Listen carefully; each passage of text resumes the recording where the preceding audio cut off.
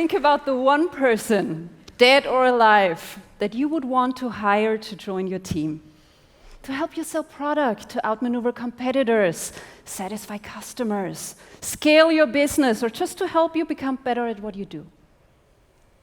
We can hear some names, maybe like Steve Jobs, Jeff Bezos, Richard Branson, Mary Kay Ash, or even fictional characters like Don Draper, David Rose, Bobby Axelrod.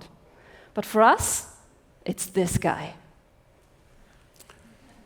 The name on his birth certificate reads Steven Nilsson, but to the people who know him, they call him his real name, Styx.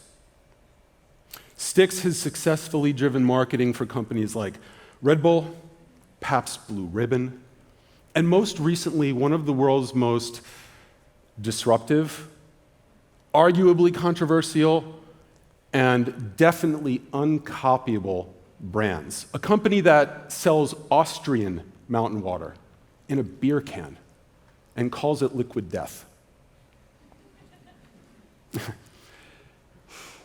Styx's job at Liquid Death, his actual title, his real job title, is Vice President of Cult Indoctrination. I'm not making that up. That's his real title, Cult Indoctrination. And this is one of the reasons why, for us, for those of us who work in brand, who teach brand globally to practitioners and companies, this is why someone like Styx is actually like our branding spirit animal. Because he's in charge of cult indoctrination, which for us means he's a designer. And what he designs is devotion. He's not just trying to get your attention, telling you what his product is, what it costs, where to find it. He does those things. But what he really does is he makes you want it, then he makes you need it, and then he makes you can't not have it. And I'm not just talking about marketing. I'm talking about the difference between selling something to someone and making it easy for them to want to buy. That's what he does. And he's made a lot of people, want to buy water in a beer can. And so for us, we would pay whatever it costs, we would do anything it takes, borderline unethical, to work with him. Most companies would. And we know the reason why, so he can do for them what he did for Liquid Death. I know some of you have been thinking about that. We could hear it. He's been hearing it. Styx, come do for our accounting firm, our tech startup, our sunglasses brand, our coffee shop. Do for us what he did for Liquid Death. We would want that. You would want that. But he couldn't. And in most cases, he wouldn't. Because most companies and their leaders would get in the way. In his way, in their own way, really. They wouldn't let Styx be Styx. They would want him to conform. They wouldn't want him to fit a mold, to become this watered-down corporate version of their idea of who he is. They would want him to tone things down, do things their way, make it comfortable for them. But the problem with that is that Styx wouldn't be interested. He would be polite, he would be professional, he always is, but he would reject you. Because your comfort zone is his prison. A prison where leaders and brands need predictability and certainty. They need to know that an idea and execution is going to work. But there's really no way of knowing that an idea is going to pay off. A prison where brands don't really want to be different. They just want to be a version of whatever brand is leading the category. But brands that lead, they don't want to be like anyone else. A prison where leaders blindly chase benchmarks and best practices and templates and models and formulas instead of creating their own uncopyable, unmistakable, real advantage. A prison where leaders don't want to be challenged or critiqued or even just being upstaged. A prison of mediocrity where ideas need to be predictable, rational, and safe. This prison is comfort for most companies and most leaders, but not for Stix. And the reason is because for Stix to do what he does, the way that he does it, he can't care about a company's comfort. He can't care about its leadership's comfort. And oftentimes, when it comes to ideas for building a winning company, a winning brand, he really won't care about his comfort. And that's what we wanted to talk about today. We wanted to frame this idea of getting comfortable with being uncomfortable because in the business scape, especially these days, that's what it really takes. That's what it takes for Stix to do what he does. That's what it takes for companies and their leadership to work with someone like Stix. And that's what it takes for Stix to want to work for you. Now, we get asked all the time, how can we be like Stix? How can I be a Stix? How can I think like him? Be creative like him? Do what he does the way he does it? That's a much different conversation that we can all have. But we thought it would be more interesting, and Stix thought it would be more interesting for us to explore not what it takes to create a new army of next generation Stixes, but a next generation of leaders, CEOs, entrepreneurs, owners, people who can work with him, people who can make Stix want to work with them. Leaders who can just let Stix be Stix. Leaders who can get out of his way but still be cool with how fast he'll zag while everyone else is tempting you to zig. Leaders who can be just as obsessive about the originality that Stix brings to the table instead of just settling to be the next version of a version of a version of a version. Leaders, business leaders, who can create a culture that welcomes the misfits just as warmly as they welcome fit-ins. Not just another MBA grad or consulting agency clone, but cultural zeitgeisters who have the finger on the pulse. People that have worked with Stix like extreme athletes, musicians, artists, tattooists, even porn stars.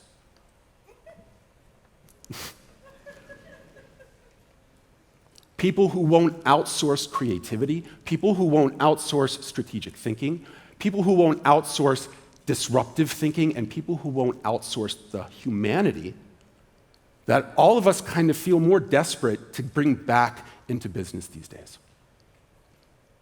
And finally, leaders who will get all the way into an idea, all the way into the ideas that are risky, unpredictable, uncomfortable, provocative, even the dumbest ideas. That's what it really takes. Now, all of this probably begs a big question that you're all asking right now. How can I do that? Well, I have good news and I have bad news. And since we all know you like good news first, I'm going to give you the bad news first. The bad news is that it's really hard to do that, and you're the only ones who can. You're the only ones who can figure out what it takes to get comfortable with the discomfort that we're talking about. But the good news is we have two interesting ideas to share with you. The first idea that you can think about in terms of getting comfortable with being uncomfortable is to follow your demon. Not that demon. Your demon. Follow what the Greek philosopher Seneca described as your inner guide, your inner voice. What some of us would say, trusting your gut. And gut really matters, especially for this conversation. The renowned branding guru Marty Neumeier defined a brand as a person's gut feeling about a company, product, or a service. It's your gut feeling. It's the gut feeling of a company's customer. So for your company, your company, your company, even our company, and even Styx's company, the brand is defined by the customer. And when we use this word branding, branding is what we do to shape that gut feeling.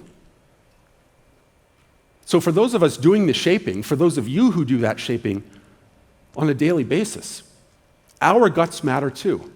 And the reason our guts matter just as much as the customers is because that's where the ideas come from. The bold, disruptive, original, and uncopyable ideas that someone like Styx can design, in which his competition can't, even if they wanted to, and really wouldn't, even if they could, they come from your gut. They come from the demon. So we want you to follow that demon. Your demon is going to be your voice of reason and your voice of revolution. Your demon will never accept mediocrity. Your demon will never compromise.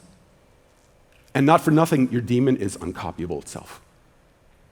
Your demon won't just guide you, it will actually push you to put yourselves in uncomfortable positions on your own, even when you don't want to, because that's what it will take for you to figure out how you can be comfortable with that discomfort.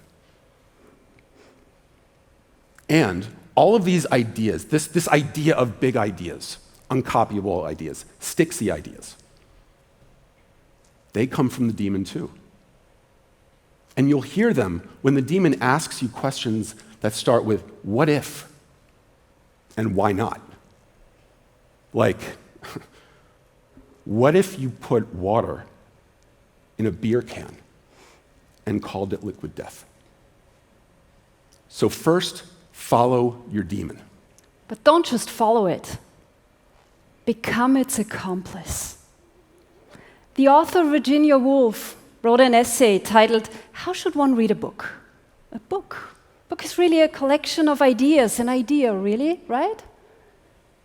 So in answering her own question, Woolf says, when we are reading a book, we shouldn't read it as the judge of the author.